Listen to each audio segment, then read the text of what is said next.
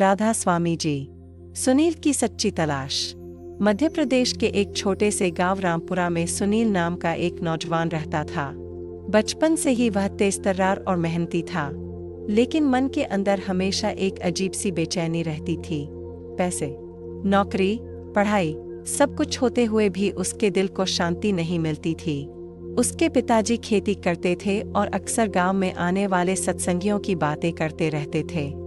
सुनील को ये बातें थोड़ी अजीब लगती थीं। नामदान, ध्यान भजन, सच्चा सतगुरु, उसे समझ नहीं आता कि ये सब क्यों जरूरी है।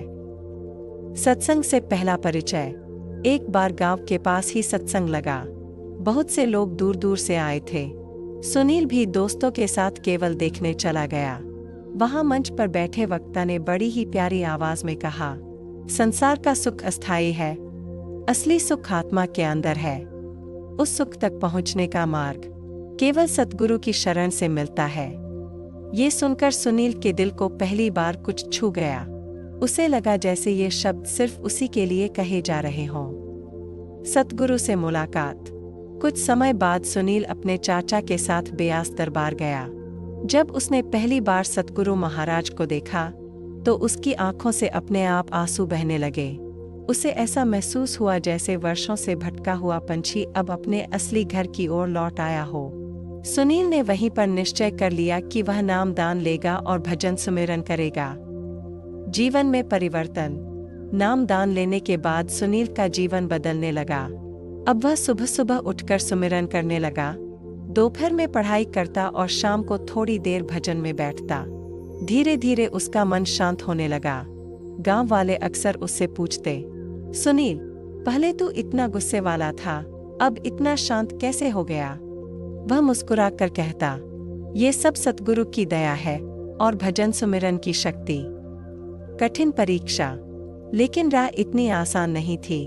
एक बार उसके परिवार पर आर्थिक संकट आ गया। खेती पूरी तरह बर्बाद हो गई। घर में खाने तक की समस्या खड़ी हो गई। गांव के लोग तरह तरह की बातें करने लगे कि भजन सुमिरन करने से क्या मिलता है। उस समय सुनील ने सतगुरु के वचनों को याद किया। संसार के उतार चढ़ाव आते जाते रहते हैं, लेकिन जो सच्चे प्रेम से भजन सुमिरन करता है, सतगुरु कभी उसका साथ नहीं छोड़ते।